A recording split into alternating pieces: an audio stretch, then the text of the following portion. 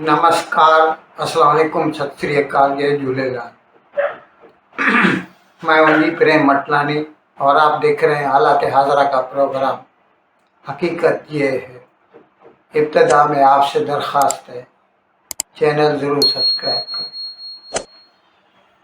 दोस्तों, ये तो आपको इल्म है सबको कि 28 फरवरी से अमेरिका ने ईरान पर हमला कर दिया और उसके बाद खैर 8 अप्रैल से भले जंगबंदी है, लेकिन ये अमेरिका और ईरान की जंग होने की वजह से स्ट्रेट्स ऑफ हॉर्मुज़ बंद हो गई है।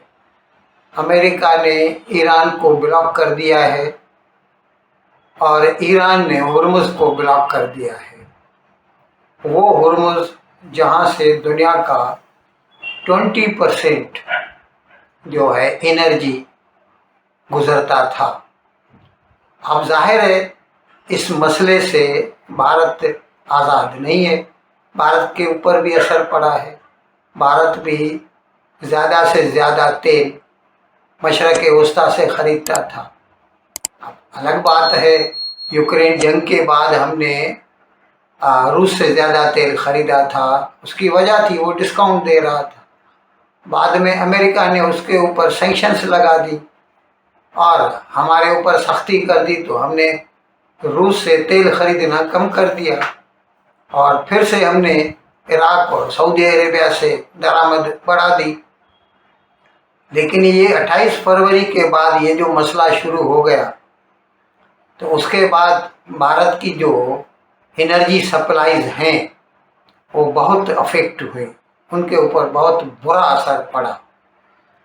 लेकिन आहिस्ता आहिस्ता हम अपने मसले को सुलझा रहे हैं और जहाँ तक हो सका है हमने कोशिश की है कि वापस वो हदूद तक पहुँच जाएं, यानी इतना ही इंपोर्ट करें जितना हम फरवरी 2026 में किया कर रहे थे। अब इसमें हम गैस के मामले में तो कामयाब हो गए हैं और गैस तो हमने हकीकत में मई महीने में ये जो आंकड़े आए हैं आदाद व शुमार, इससे ये पता चला है कि मई महीने में हमने फरवरी से भी ज़्यादा गैस इंपोर्ट की है, एलएनजी लिक्विफाइड नेचुरल गैस। और फिर उसी को फिर हम सीएनजी बनाते हैं, एलपीजी बनाते हैं। एक बार हम इंपोर्ट करते हैं कहीं से भी, पहले हमारा गैस का ज़्यादा सामान मतलब माल जो होता था तो वो कतर से आया करता था। अब हमने उसको डाइवर्सिफाई किया है। अब हम गैस जो है ज़्यादा से ज़्यादा यूनाइटेड स्टेट से ले रहे हैं और तेल हमने वापस जो है तेल ज़्यादा से ज़्यादा अभी हमने रूस से ख़रीदना शुरू किया है, कि रूस हमें व्लादिवोस्तोक उसका जो बंदरगाह है, यानी ये पैसिफिक साइड में है हमारे ईस्ट में, तो वहाँ से माल आता है और हमारी मद्रास की बंदरगाह मतलब चेन्नई बोलिए, विशाखापट्टनम बोलिए, जो भी हमारे खलीज बंगाल की जो बंदरगाहें हैं वहाँ तक माल पहुँचता है। तो अभी हम फरवरी में हमने 5.2 मिलियन बैरल पर डे, यानी अभी किसी दिन ज़्यादा होता है किसी दिन कम, लेकिन एवरेज लेना पड़ता है। पूरे महीने के जो नंबर्स आते हैं उसको आप 30 या 31 दिनों से, जितना महीने का दिन हो उसे डिवाइड करते हैं तो पता चल जाता है कि एवरेजली हमने on every day how much we did import.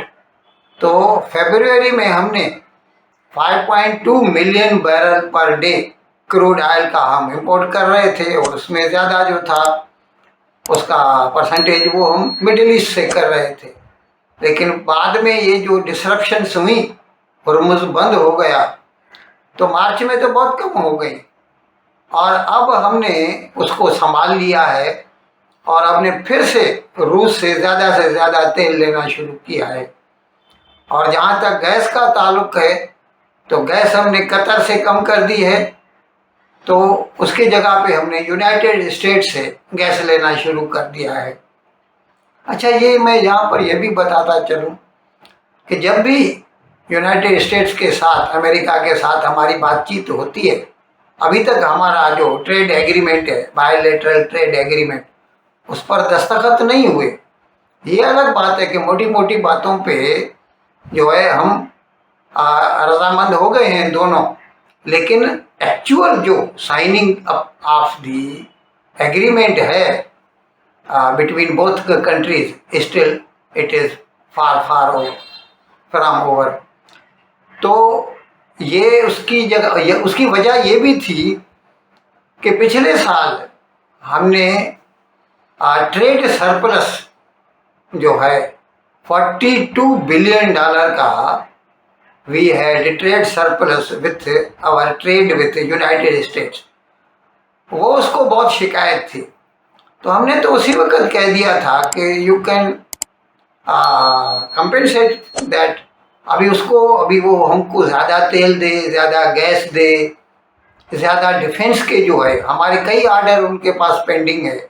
ये उनकी इनएफिशिएंसी है कि वो माल सप्लाई नहीं कर सकते। अभी जैसे हमारा जो तेजस है, एमका है, उनके लिए हमारे ऑर्डर इंजन के, यानी जेट, फाइटर जेट के इंजन के हमारे ऑर्डर उनके पास पेंडिंग पड़े हैं और वो सप्लाई नहीं कर रहे। जैसे अगर सप्लाई होगा तो हमारी तरफ से पैसा जाएगा उनको, तो उतना जो ट्रेड इम्बैलेंस है between India and United States, that will come down. तो ये उनको अपनी इनएफिशिएंसी सुधारनी है। We are ready to address the problem.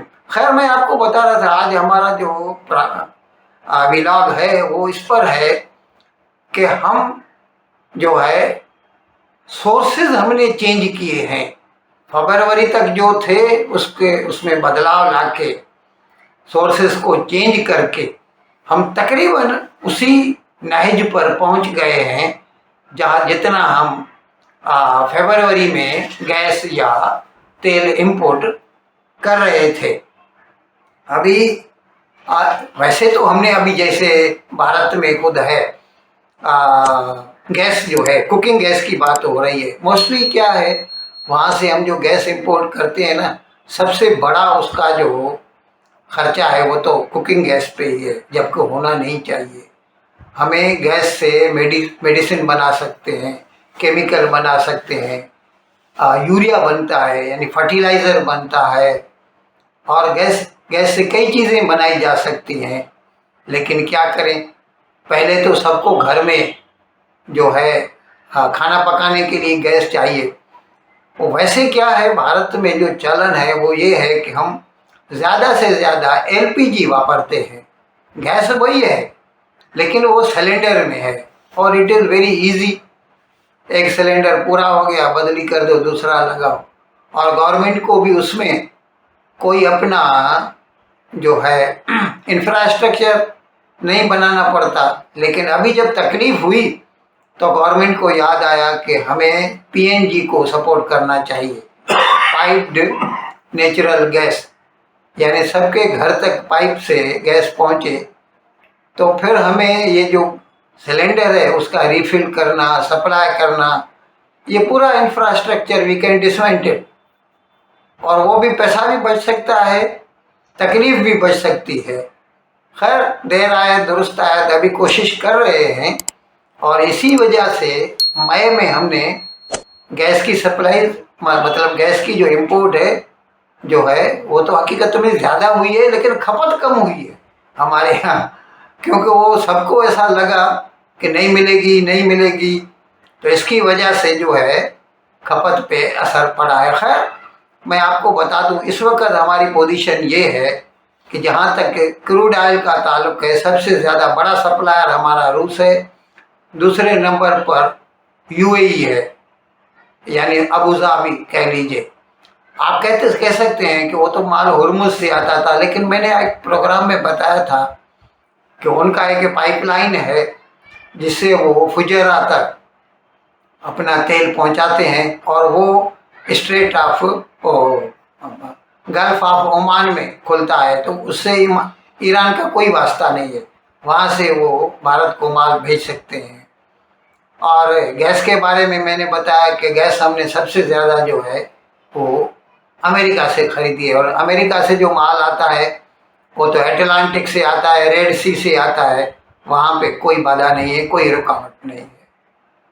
खैर, तो मतलब बताया कि slowly and gradually our gas supplies and crude oil supplies are limping back to normalcy।